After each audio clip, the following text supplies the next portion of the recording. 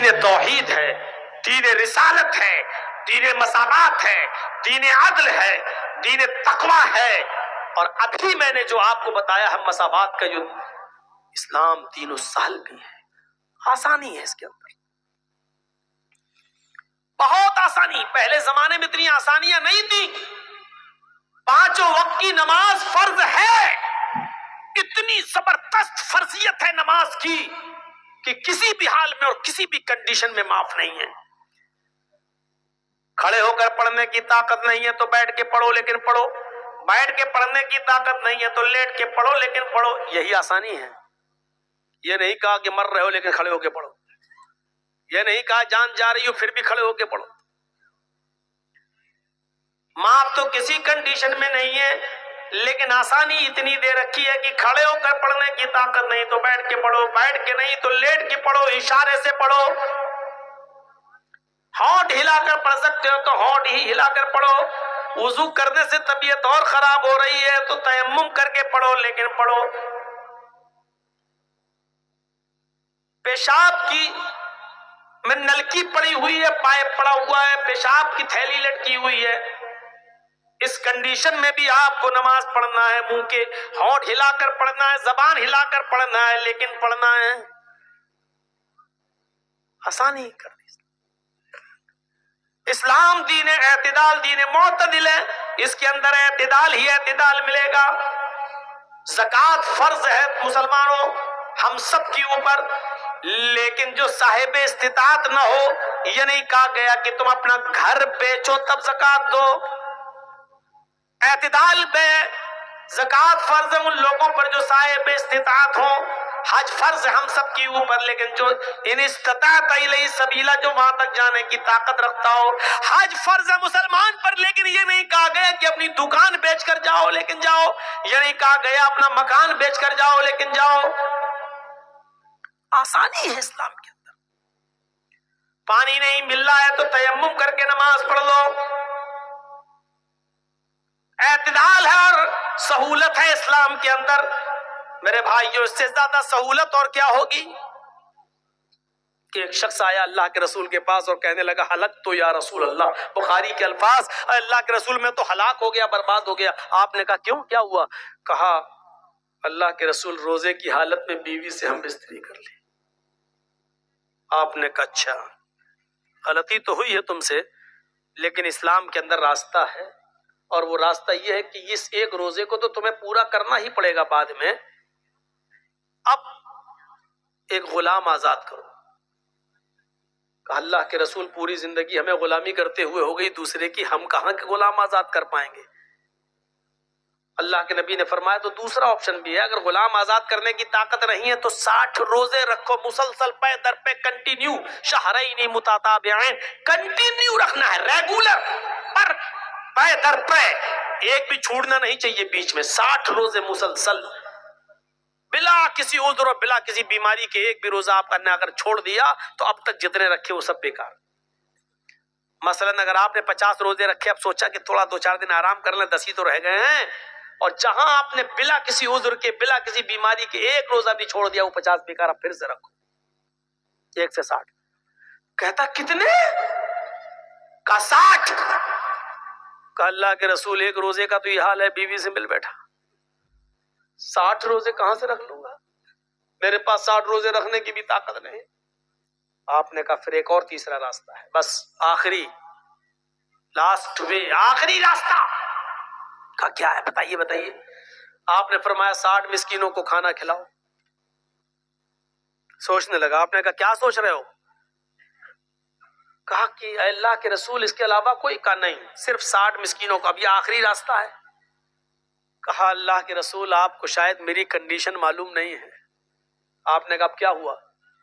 کہا میرا اپنا یہ حال ہے کہ اگر صبح کھانے کو مل جائے تو شام کو بھوکا سوتا ہوں، اور شام کو مجھے اور میری فیملی کو اگر کھانے کو مل جائے تو صبح سے لے کر شام تک بھوکا رہتا ہوں۔ ہمیں دونوں ٹائم کھانا نہیں مل پا رہا ہے، میں 60 مسکینوں کو کھانا کہاں سے کھلا سکتا ہوں؟ نہیں ہے۔ 3 ہی آپشن ہوتے ہیں اور تینوں اس کے پاس نہیں ہے۔ تو اللہ کے رسول نے کہا اچھا رکو، میں تمہارے لیے انتظام کرواتا ہوں، کچھ تو کرنا پڑے گا تمہیں۔ ایسے تھوڑی بیوی حلال ہو جائے گی تمہارے لیے.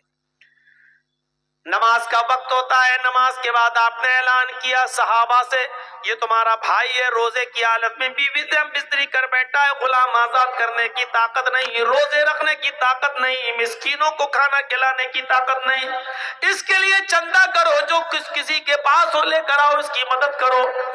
یہ اپنے علاقے کے غریبوں مسکینوں میں تقسیم کر دے گا، اس کا کفارہ ادا ہو جائے گا، اس کی پینالٹی ادا ہو جائے گی.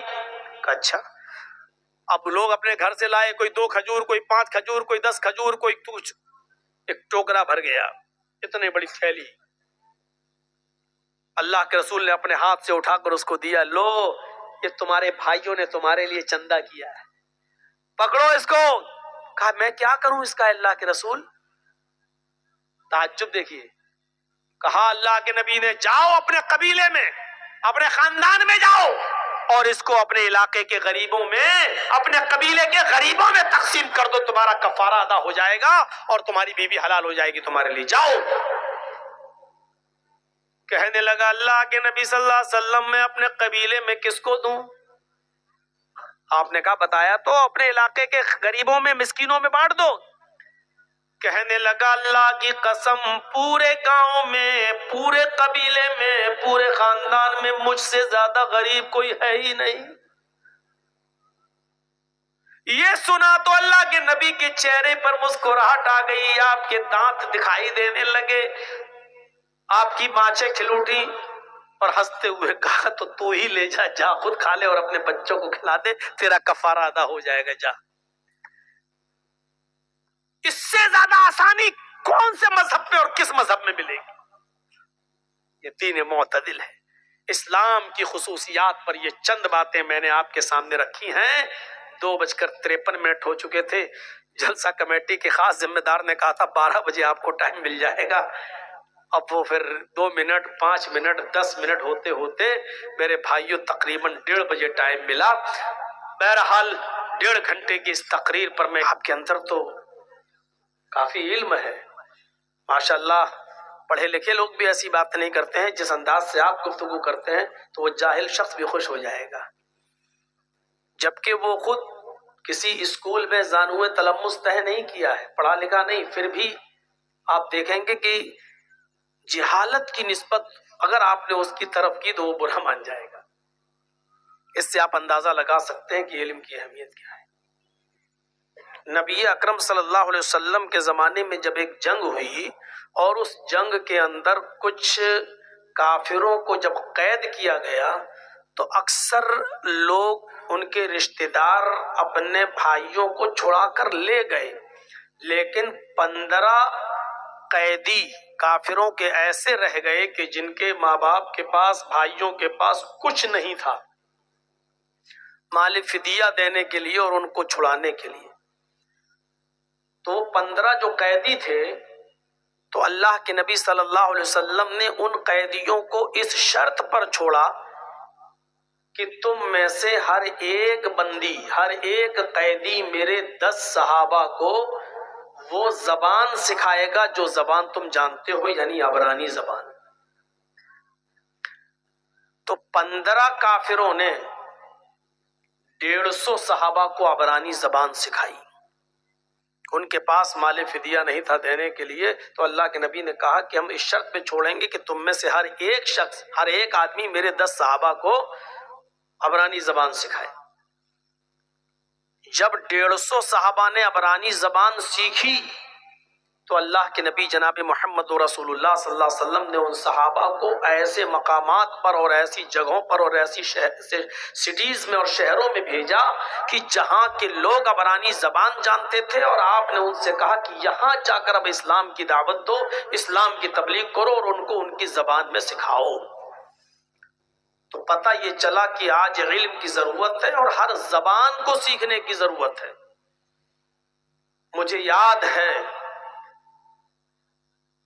جب علامہ احسان الہی ظہیر رحمت اللہ علیہ نے اپنی ایک تقریر کے اندر سن 1980 کے اندر ہونے والی لاہور کے اندر پاکستان میں کانفرنس ہوئی تھی، اس کانفرنس کا ذکر کیا تھا اور اس کانفرنس کے اندر جو عالمی پیمانے پر ہوئی اس میں جو پاکستان کے غیر مسلم لوگ گئے، پنجابی لوگ، ان لوگوں کو جب پنجابی لینگویج میں، ان کی زبان میں جب قرآن کے ترجمے پیش کیے گئے اور وہ جب قرآن کو پڑھے اور قرآن کو پڑھنے کے بعد اسلام لائے، تو ان لوگوں نے اس کانفرنس میں علماء سے سوال کیا اور یہ پوچھا کہ یہ بتائیے کہ آپ نے قرآن کا ترجمہ تو اب کیا ہے ہماری زبان میں، ہم نے اب سمجھا ہے یہ قرآن کیا ہے اور ہم اسلام لائے، لیکن یہ بتائیے کہ ہمارے ماں باپ جو حالت کفر میں مر گئے، جن تک ان کی زبان میں قرآن پہنچا ہی نہیں تھا اور عربی ہمیں آتی نہیں تھی،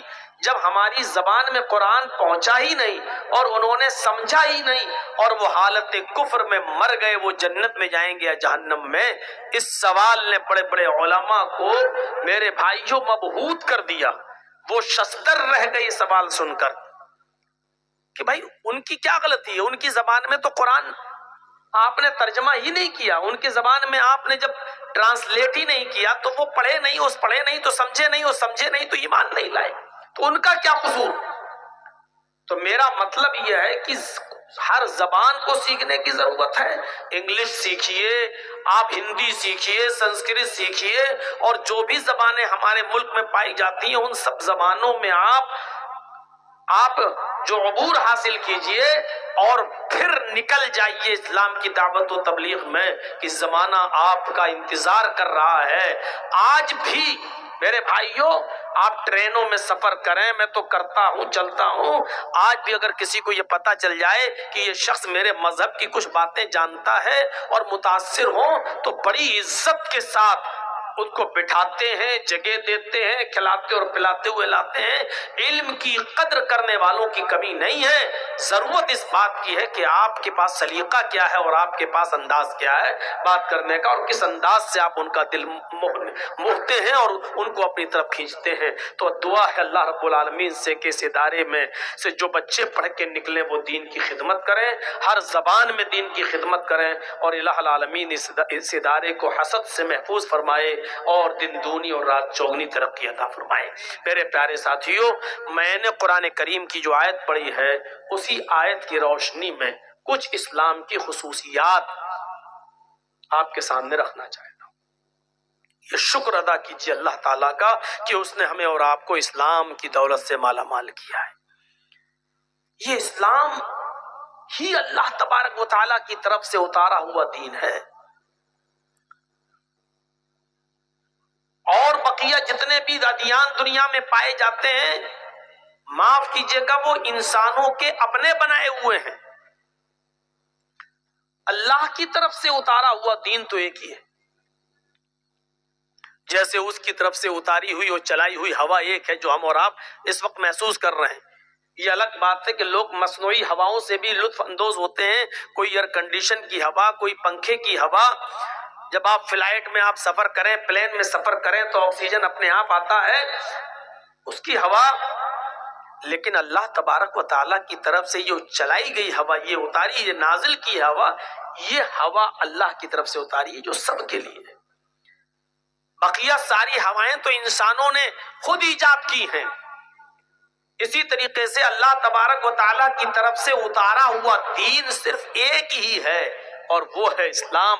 بقیہ اسلام کے علاوہ جتنے بھی ادیان دنیا میں دکھ رہے ہیں وہ انسانوں کے اپنے بنائے ہوئے دین ہیں، اور اللہ نے اسلام کے تعلق سے کہا ہے کہ اسلام کو چھوڑ کر اگر کوئی دوسرا دین تم تلاش کرو گے، وَمَن يَبْتَغِ غَيْرَ الْإِسْلَامِ دِينًا فَلَن يُقْبَلَ مِنْهُ وَهُوَ فِي الْآخِرَةِ مِنَ الْخَاسِرِينَ۔ اسلام کو چھوڑ کر اگر کوئی دوسرا دین تم تلاش کرو گے، کوئی دوسرا دین تم اختیار کرو گے تو وہ ہرگز قبول نہیں کیا جائے گا۔ لن کے ساتھ کہا اللہ نے، فَلَن يُقْبَلَ مِنْهُ، وہ ہرگز قبول نہیں کیا جائے گا۔ وَهُوَ فِي الْآخِرَةِ مِنَ الْخَاسِرِينَ، اور وہ آخرت کے اندر نقصان اٹھانے والوں میں سے ہو جائے گا۔ اسلام ہی تو اللہ کی طرف سے اتارا ہوا دین ہے۔ کوئی شخص یہ نہ کہے، آج کل کی پرنٹ میڈیا اور الیکٹرانک میڈیا فوراً اس کو اچھالے گی، دیکھو صرف اپنے مذہب کی تعریف قرآن میں آئی ہے، صرف اسلام ہی کی تعریف آئی ہے، اور اسی کو شوشہ بنا کر اچھالنا شروع کر دے گی، لیکن یہ غور نہیں کرے گی کہ آدم علیہ السلام سے لے کر محمد الرسول اللہ تک جتنے بھی انبیاء آئے، جتنے بھی پیغمبر اس دنیا میں آئے، جتنے بھی ایلچی قاصد اس دنیا میں آئے، سب اسی دین کو لے کر آئے۔ یہ محمد الرسول اللہ کا دین نہیں ہے صلی اللہ علیہ وسلم، یہ صرف محمد الرسول اللہ کا دین نہیں ہے۔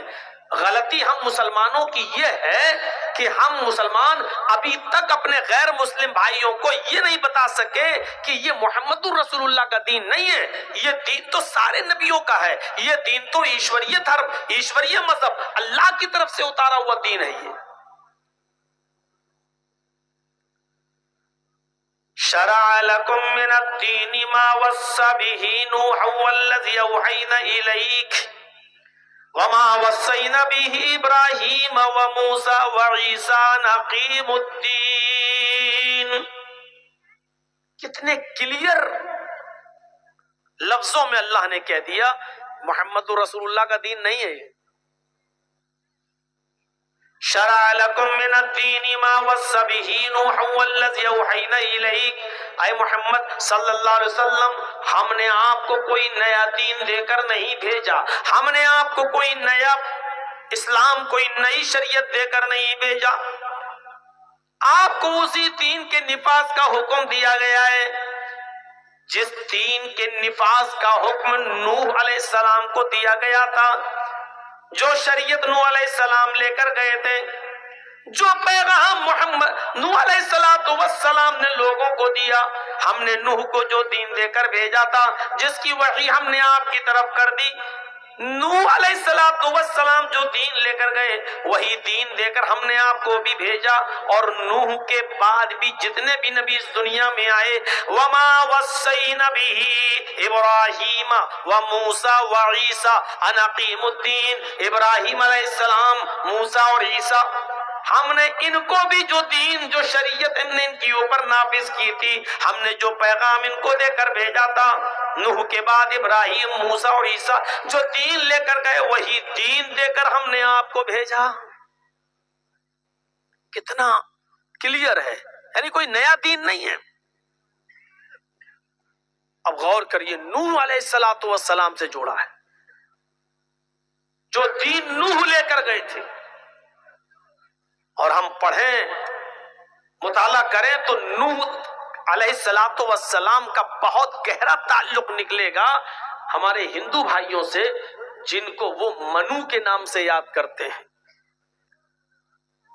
اور منوسمرتی جب پڑھیں گے تو منو کے پتر کا، منو کے لڑکے کا ذکر اس میں آیا ہے جو پہاڑ کے اوپر چڑھ گیا تھا، اور منو نے اپنے پتر سے کہا تھا، ہائے میرے پتر، میری کشتی، میری ناوکا میں، میری ناوکا میں آ جا، میری ناؤ میں بیٹھ جا، آج ایشوریہ پرکوپ کسی کو نہیں چھوڑے گا۔ لیکن منو کے پتر نے کہا کہ نہیں، میں پہاڑ پہ چڑھ گیا ہوں، پروت پہ چڑھ گیا ہوں، یہاں پر اللہ کا عذاب، ایشوریہ پرکوپ یہاں تک نہیں آئے گا۔ زمین سے پانی نکلا، منوسمرتی میں لکھا، دھرتی سے پانی اور آسمان سے بارش، نیچے سے بھی پانی، اوپر سے بھی پانی، اور پانی پہاڑ تک پہنچ گیا، اور منو کا پتر منو کے آنکھوں کے سامنے ڈوب کر مر گیا، یعنی منو اپنے پتر کو نہیں بچا سکے۔ جو واقعہ منوسمرتی میں منو کے بیٹے کا لکھا ہے، یہی قرآن کے اندر نوح علیہ السلام کے بارے میں قرآن نے کہا ہے کہ نوح علیہ السلام نے اپنی قوم کو جب دعوت و تبلیغ کا فریضہ انجام دیا تو ان کا بیٹا تک جب ان پر ایمان نہیں لایا تو اللہ کا جب عذاب آیا اور نوح نے بد دعا کی تو زمین سے پانی اور آسمان سے بارش، اور نوح کا بیٹا کنعان جب پہاڑ کے اوپر چڑھ گیا، نوح علیہ السلام نے اپنے بیٹے سے کہا، بیٹے میرے کشتی میں آ جا، آج اللہ کا عذاب کسی کو نہیں چھوڑے گا۔ لیکن نوح علیہ السلام کا بیٹا نہیں مانا، پہاڑ پہ چڑھا رہا اور نوح علیہ السلام کی آنکھوں کے سامنے ڈوب کے مر گیا۔ جو واقعہ قرآن کریم نے نوح علیہ السلام کے تعلق سے پیش کیا ہے، وہی واقعہ منوسمرتی میں منو کے تعلق سے آیا ہے، سمبند میں۔ کتنا گہرا تعلق ہے۔ شرع لکم من الدین ما وصى به نوحا والذی اوحینا الیک وما وصینا به ابراہیم وموسیٰ وعیسیٰ ان اقیموا الدین. آپ سے پہلے جو نوح علیہ السلام کو ہم نے جو دین دیا تھا، جس شریعت کو ہم نے ان کے اوپر نافذ کیا تھا، آپ کے لیے اسی دین کو ہم نے مشروع قرار دیا. نوح کے بعد ابراہیم، موسیٰ اور عیسیٰ کو بھی ہم نے یہی دین دے کر بھیجا. ہم نے یہ پیغام نہیں پہنچا پائے، ہم اس میں ناکام رہے، فیل ہو گئے. ہم یہودیوں سے یہ نہیں بتا پائے کہ جو موسیٰ علیہ السلام کا پیغام ہے وہی ہماری دعوت ہے. ہم عیسائیوں کو، کرسچن برادری کو یہ نہیں بتا پائے کہ جو عیسائیوں کی تعلیم ہے، جو عیسیٰ علیہ السلام لے کر آئے وہی ہمارے نبی محمد رسول اللہ. ہم کہاں تمہیں کوئی نیا دین دے رہے ہیں؟ ہم ہندو بھائیوں کو یہ نہیں بتا پائے کہ جو دین تمہارے کرشن جی نے اور رام چندر جی نے تمہیں دیا ہے، منوج نے تمہیں دیا ہے، محمد رسول اللہ صلی اللہ علیہ وسلم اسی دین کو لے کر آئے. اسی لیے آپ دیکھ لیجئے قرآن کی پہلی آیت میں نے آپ کے سامنے پڑھی ہے، جس سے یہ ثابت ہو گیا کہ اسلام کوئی نیا دین نہیں ہے. اب دوسری آیت جو میں پڑھنے جا رہا ہوں اس سے یہ پتا چلے گا کہ دنیا میں جتنے بھی نبی آئے اور جن کو کتاب دی گئی ان سب کا کلمہ بھی ایک تھا. جب دین ایک تھا تو کلمہ بھی ایک تھا. اور اللہ تبارک و تعالی نے نبی اکرم کی زبان سے اناؤنسمنٹ کروایا، اعلان کروایا، قُلْ يَا أَهْلَ الْكِتَابِ تَعَالَوْا إِلَىٰ كَلِمَةٍ سَوَاءٍ بَيْنَنَا وَبَيْنَكُمْ أَن لَّا نَعْبُدَ إِلَّا اللَّهَ. کتنی صاف اور صریح تعلیم. آئے نبی کہہ دو کہ آئے اہل کتاب، آئے کتاب والو، آئے وہ لوگوں جن کو اسلامی کتابیں دی گئی، آسمانی کتابیں دی گئی، آئے تورات والو، آئے زبور والو، آئے انجیل والو. تعالوا الى کلمۃ سواء بیننا وبینکم، آؤ ایک ایسے کلمے کی طرف، سواء بیننا وبینکم، جو ہمارے اور تمہارے درمیان برابر ہے، جو ہمارے اور تمہارے درمیان سمان ہے، جو تمہارا بھی کلمہ اور ہمارا بھی کلمہ ہے. اس کلمے کو دیکھیے. نوح علیہ السلام جب اس دنیا میں آئے تو کلمہ پڑھا جاتا تھا، لا الہ الا اللہ نوح رسول اللہ. موسیٰ علیہ السلام اس دنیا میں آئے تو کلمہ پڑھا جاتا تھا، لا الہ الا اللہ موسیٰ رسول اللہ. عیسیٰ علیہ السلام اس دنیا میں آئے تو کلمہ پڑھا جاتا ہے، لا الہ الا اللہ عیسیٰ رسول اللہ. اور جب محمد رسول اللہ اس دنیا میں آئے تو اب کلمہ پڑھا جاتا ہے، لا الہ الا اللہ محمد رسول اللہ. یہ کلمہ سب کے یہاں رہا. زبانیں بدل گئیں لیکن جو ٹیکسٹ بک ہیں، جو دھارمک اور مذہبی کتابیں، ان میں یہ کلمے آج بھی موجود ہیں. یہ الگ بات ہے کہ لا الہ الا اللہ عربی زبان میں ایسے نہ ہو لیکن ان کی اپنی بھاشا میں ہو اور ترجمہ یہی ہو.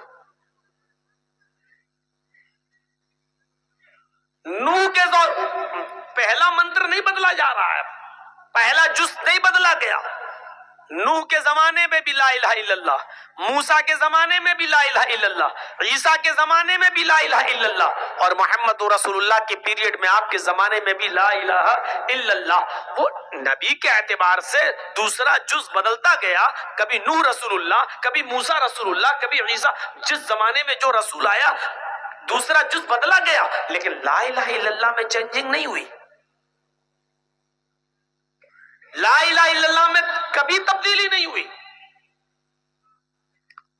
اب لا الہ الا اللہ بھلے ہی اس انداز میں اولڈ ٹیسٹامنٹ میں یہودیوں کی کتاب میں نہ لکھا ہو تورات میں، لیکن یہ لکھا ہوا ہے God is only one، کہ اللہ ایک ہے. لا الہ الا اللہ بھلے ہی نیو ٹیسٹامنٹ میں، انجیل میں بھلے ہی اب ایسے نہ لکھا ہو لا الہ الا اللہ، لیکن یہ لکھا ہے there is no God but God is only one without second. کہ کوئی خدا نہیں ہے, but God is only one, ایک ہے, صرف ایک, وداؤٹ سیکنڈ, دوسرے کو شریک نہیں کیا جا سکتا ہے دوسرے کے علاوہ. اور لا الہ الا اللہ کا معنی کیا؟ لا الہ ہے ہی نہیں کوئی معبود, پھر اقرار ہے الا اللہ, سوائے اللہ کے. بھلے ہی لا الہ الا اللہ عربی سینٹینس یہ کسی دھارمک پستک میں نہ لکھا ہو, لیکن رگ وید بھومکا جب آپ اٹھائیں گے اور برہم سوتر جب آپ پڑھیں گے تو اس کے اندر آپ کو اس انداز کا کلمہ ضرور ملے گا, منتر ملے گا. ایکم برہما دتیہ ناستے ناستے کنچن. بھلے ہی لا الہ الا اللہ عربی زبان میں ایسے نہ لکھا ہو, لیکن اس مول منتر کا ترجمہ بھی وہی ہوتا ہے. ایکم برہما, اس برہانڈ کا, اس دنیا کا بنانے والا, اس برہانڈ کا رچیتا اور رچناکار ایک ہے. ایکم برہما دتیہ ناستے, دوسرا نہیں ہے, بلکہ بڑے زوردار انداز میں کہا دتیہ ناستے نیہ ناستے کنچن, دوسرا نہیں ہے, نیہ بالکل نہیں ہے, ناستے نہیں ہے, کنچن ذرا سا بھی نہیں ہے. تعلیم وہی ہے. ہم اپنے غیر مسلم بھائیوں کو یہ بتانے میں ناکام رہے,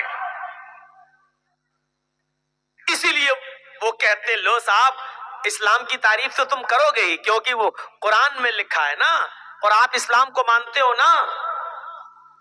ہم یہ بتانے میں ناکام رہے کہ یہ محمد رسول اللہ کا صرف دین نہیں ہے, یہ دین آدم سے لے کر نوح سے لے کر محمد رسول اللہ تک جتنے بھی نبی آئے سب کا دین یہی تھا.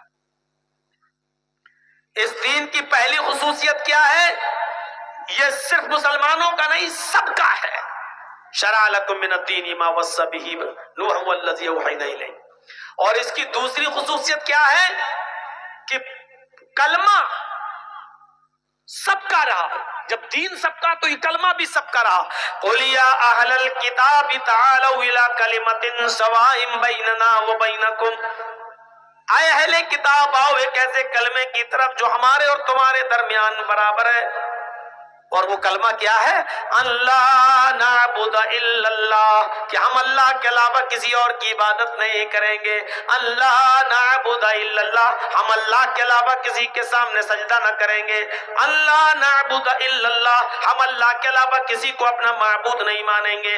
اللہ نعبد الا اللہ, اس کا مطلب یہ ہوا کہ ہم اللہ کے علاوہ کسی کے سامنے ہاتھ نہیں پھیلائیں گے اور کسی کو اپنا مشکل کشا اور حاجت روا نہیں سمجھیں گے. یہ ہے معبود ماننے کا. آئیے دنیا میں جتنے بھی رسول آئے ان رسولوں کی جو دعوت تھی وہی دعوت محمد رسول اللہ کی بھی ہے. رسولوں کی دعوت کیا تھی؟ قرآن کی تیسری آیت میں آپ کے سامنے پڑھ رہا ہوں اور اس سے مطلب اخذ کیجئے گا. وَلَقَدْ بَعَثْنَا فِي كُلِّ أُمَّةٍ رَسُولًا أَنِ اعْبُدُوا اللَّهَ وَاجْتَنِبُوا الطَّاغُوتَ. ہم نے ہر امت کے اندر ایک رسول بھیجا. دیکھیے اللہ نے کتنے زوردار انداز میں کہا ہے, ہر امت کے اندر ایک رسول بھیجا, ہر قوم کے اندر ایک رسول آیا, ہر برادری کے اندر ایک نبی آیا. وَلَقَدْ بَعَثْنَا فِي كُلِّ أُمَّةٍ رَسُولًا, ہم نے ہر امت کے اندر ایک رسول بھیجا. اس رسول کی دعوت کیا تھی؟ ان اعبدوا اللہ, ایک اللہ کی عبادت کرنا. ان اعبدوا اللہ, ایک اللہ کے سامنے سر جھکانا. ان اعبدوا اللہ, ایک اللہ کی پرستش کرنا, ایک اللہ کی عبادت کرنا. وَاجْتَنِبُوا الطَّاغُوتَ, اور طاغوت کی عبادت سے, طاغوت کی پوجا سے بچنا. طاغوت کس کو کہتے ہیں؟ مختصراً بتا دوں, علامہ ابن القیم الجوزی رحمت اللہ علیہ نے طاغوت کی تعریف میں لکھا ہے, کلو ما عبد من دون اللہ, ہر وہ چیز طاغوت ہے جس کی عبادت اللہ کے علاوہ کی جائے. اللہ کے علاوہ کسی اور کی جس کے بھی سامنے سر جھکایا جا رہا ہے طاغوت ہے. اللہ کے علاوہ کسی اور سے مانگا جا رہا ہے تو طاغوت ہے. اللہ کے علاوہ کسی اور کی عبادت کی جا رہی ہے تو وہ طاغوت ہے. اللہ کے علاوہ کسی اور کی پرستش کی جا رہی ہے تو وہ طاغوت ہے. تو ہر نبی کی دعوت یہی تھی کہ ایک اللہ کی عبادت کرنا, اور محمد رسول اللہ صلی اللہ علیہ وسلم کی دعوت بھی یہی تھی کہ ایک اللہ کی عبادت کرنا, اسی کو اپنا معبود ماننا, اسی کو اپنا رسول, اسی کو اپنا مسجود ماننا. اللہ کے رسول صلی اللہ علیہ وسلم نے کبھی کسی کو یہ پیغام نہیں دیا کہ وہ میرے سامنے بھی جھکے, مجھ سے بھی مانگے. آپ کو تعجب ہونا چاہیے, ایک موقع تو ایسا آیا کہ جب مکے سے مدینہ کی طرف اللہ کے نبی جناب محمد رسول اللہ تشریف لے جا رہے ہیں, اور مدینے میں جب انٹری کرتے ہیں تو مدینے کی عورتیں اپنے چھتوں کی اوپر چڑھ کر دیکھ رہی ہیں کہ دیکھیں محمد رسول اللہ صلی اللہ علیہ وسلم کی سواری کس کے مکان پر رکتی ہے. وہ محمد رسول اللہ کا دیدار کرنا چاہتی تھی.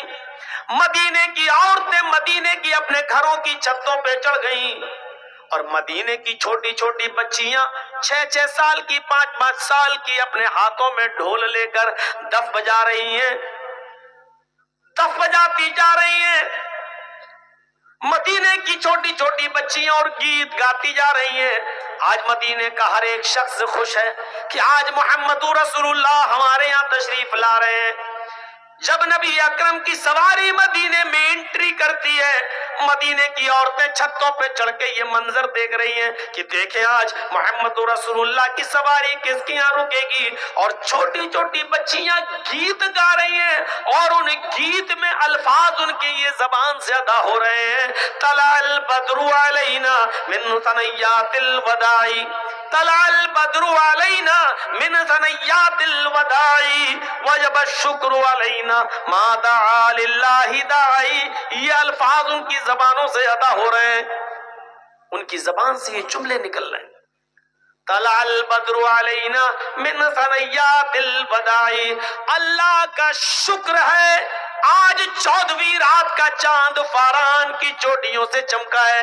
آج مکے سے طلوع ہوا ہے اور مدینے میں تشریف لایا ہے. آج فاران کی چوٹیوں سے 14ویں رات کا چاند چمکا ہے, نمودار ہوا ہے. وجب الشکر علینا ما دعا للہ داعی. اس پر ہم اللہ کا جتنا بھی شکر ادا کریں وہ کم ہے, اس پر ہم اللہ کی جتنی بھی تعریف کریں کم ہے.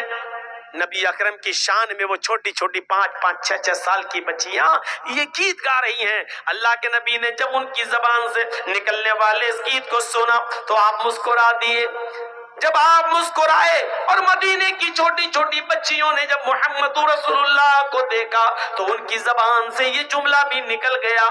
ایک لڑکی چھوٹی سی بچی نے یہ جملہ اپنی زبان سے ادا کر دیا, وَفِينَا نَبِيٌّ يَعْلَمُ مَا فِي غَدٍ. آئے مدینے والو, آج ہمارے درمیان ایک ایسے نبی تشریف لائے ہیں, آج ہمارے درمیان ایک ایسے پیغمبر آ گئے ہیں جو کل کی بات بھی جانتے ہیں, جو کل کا علم بھی رکھتے ہیں, کل کیا ہونے والا ان کو معلوم ہے. اللہ کے نبی جناب محمد رسول اللہ نے جب یہ جملہ اس چھوٹی سی بچی کے منہ سے سنا تو آپ اپنی سواری سے اتر گئے اور اس چھوٹی سی بچی کے پاس آئے اور آپ نے فرمایا دعی هذه الکلمات, بیٹی اس جملے کو چھوڑ دو, بیٹا اس جملے کو پڑھنا چھوڑ دو, ان کو یہ جملہ مت پڑھو, وہی پڑھو جو تم پہلے پڑھ رہی تھی. طلع البدر علینا من ثنیات الوداع وجب الشکر علینا ما دعا للہ داعی. وہی پڑھو, یہ نہ کہو وَفِينَا نَبِيٌّ يَعْلَمُ مَا فِي غَدٍ. یہ مت کہو کہ ہمارے پاس ایک ایسے رسول آئے ہیں جو کل کی بات جانتے ہیں. بیٹی اللہ کی قسم مجھے نہیں معلوم کہ کل میرے ساتھ کیا ہوگا, تمہارے ساتھ کیا ہوگا, مجھے کل کا علم نہیں ہے. اللہ کے رسول نے شرک کو اتنا بھی گوارا نہیں کیا. آپ نہیں چاہتے تھے کہ اللہ کے علم میں ہم کو بھی شریک کیا جائے. میرے بھائیوں, اس چھوٹی سی بچی کو بھی, چھوٹی چھوٹی بچیوں کے کپڑوں پہ کون نظر ڈالتا ہے, چھوٹی چھوٹی بچیوں کی حرکتوں پہ کون نظر ڈالتا ہے, لوگ کہتے بچی ہے, چھوٹی ہے, چلو کوئی بات نہیں. میرے بھائیوں, اللہ کے رسول بھی چاہتے تو اونٹنی سے آگے بڑھ سکتے تھے, ارے بچی ہے کہہ دیا, لیکن نہیں, آپ اونٹنی سے اترے کیونکہ آپ جانتے تھے کہ اگر آج میں نے اس کو ٹوکا نہیں، اور اس کے عقل میں اور دماغ میں اگر یہ بات بیٹھ گئی تو پھر بڑھاپے تک نہیں نکلے گی، کیونکہ بچوں کو جو شروع میں پڑھایا اور بتایا جاتا ہے میرے بھائی، جو وہ بڑھاپے تک ان کی عقل میں پیوست رہتا ہے۔ جب بڑے ہونے کے بعد ان کو کہا جائے کہ یہ کام چھوڑو تو کیا کہتے ہیں وہ لوگ؟ ارے ایسے کیسے چھوڑ دیں، ہم اپنے باپ دادا کے زمانے سے کرتے چلے آ رہے ہیں، باپ دادا کو ہم نے ایسے ہی کرتے ہوئے دیکھا ہے۔ بڑا مشکل ہو جاتا ہے کسی چیز کو چھڑوانا۔ اللہ کے رسول نے اسی وقت ان بچیوں سے کہا دعی ہذہ الکلمات، ان کلمات کو چھوڑو، وہی پڑھو جو پہلے پڑھ رہی تھیں۔ اللہ کی قسم مجھے نہیں معلوم کہ کل میرے اور تمہارے ساتھ کیا معاملہ کیا جائے۔ یہ اسلام کی خصوصیت ہے میرے بھائیوں۔ اسلام کی ایک خصوصیت یہ ہے کہ وہ دین توحید ہے۔ توحید ہر مذہب میں ملے گی آپ کو، یہودیت میں توحید، عیسائیت میں توحید، ہندو بھائیوں میں توحید، لیکن ساتھ میں شرک بھی ہے۔ جو عیسائیت یہ کہتی ہو There is no God، اللہ کے علاوہ کوئی معبود نہیں ہے، اور اسی عیسائیت میں یہ لکھا ہوا ہو کہ عیسیٰ اور مریم اور اللہ یہ تینوں ایک اور ایک تین، 1/3 3/1، ایک تین میں ڈیوائڈ، تین ایک میں، یعنی اللہ ہی عیسیٰ ہے، اللہ ہی مریم ہے، عیسیٰ ہی اللہ ہے، عیسیٰ ہی مریم ہے، مریم ہی اللہ ہے، مریم ہی عیسیٰ ہے۔ یہ عقیدہ ہو جس کا، عیسائیت میں یہ ہے There is no God، کوئی خدا نہیں اللہ کے علاوہ، لیکن اسی عیسائیت میں شرک بھی ہے۔ اور شرک کیا ہے؟ وہ اللہ ہی کو عیسیٰ اور اللہ ہی کو مریم بھی مانتے ہیں، وہ عیسیٰ ہی کو اللہ اور عیسیٰ ہی کو مریم مانتے ہیں، وہ مریم ہی کو اللہ اور مریم ہی کو عیسیٰ بھی مانتے ہیں۔ ایک کو تین اور تین کو ایک، عیسائیوں کا ایک بہت بڑا طبقہ اس عقیدے کا حامل ہے۔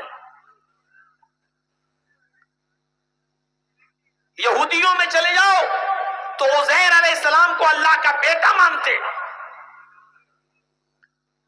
عیسائیوں کا ایک دوسرا طبقہ عیسیٰ کو اللہ کا بیٹا کہتا، سن آف گاڈ، اور باقاعدہ بائبل میں لکھا ہے آئی ول پرے دا فادر، میں اپنے باپ سے یہ دعا کروں گا۔ عیسیٰ علیہ السلام یہ کہہ رہے ہیں کہ میں اپنے پتا سے، اپنے باپ سے یہ دعا کروں گا، یعنی اللہ سے۔ عیسیٰ علیہ السلام اللہ کو اپنا باپ مان رہے ہیں۔ عیسائیوں کا ایک بہت بڑا گروہ عیسیٰ کو سن آف گاڈ کہتا، اللہ کا بیٹا کہتا ہے۔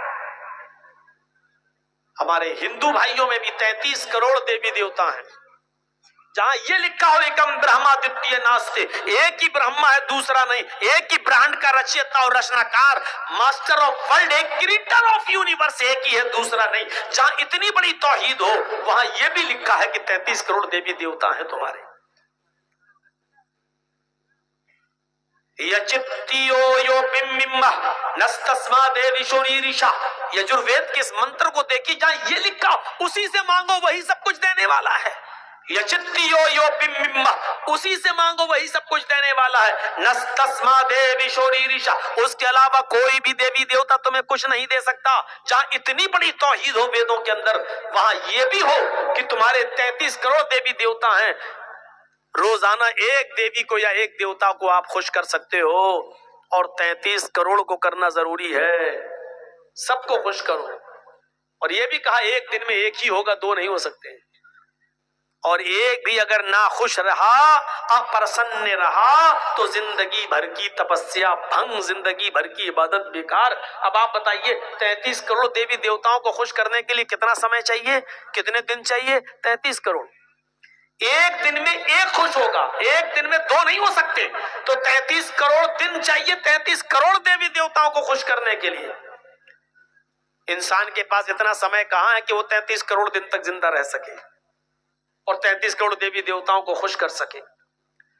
قرآن کریم توحید سے بھرا ہوا، توحید کی دعوت دیتے ہوئے کہتا قل هو اللہ احد احد، اے نبی کہہ دو کہ اللہ ایک ہے، اللہ الصمد وہ بے نیاز ہے، لم یلد ولم یولد، اسی پر پوری توحید ٹکی ہوئی ہے، لم یلد ولم یولد، اس نے کسی کو نہیں جنا اور نہ وہ جنا گیا ہے، یعنی اس کو بھی کسی نے نہیں جنا، نہ اس نے کسی کو پیدا کیا نہ اس کو کسی نے پیدا کیا، لم یلد ولم یولد، نہ وہ کسی کا بیٹا ہے نہ اس کا کوئی بیٹا ہے، لم یلد نہ اس نے کسی کو جنا یعنی نہ وہ کسی کا باپ ہے، ولم یولد نہ وہ جنا گیا یعنی نہ وہ کسی کا بیٹا ہے، نہ اس کا باپ ہے نہ اس کا بیٹا ہے نہ اس کی بیوی ہے، یہ توحید ہے خالص۔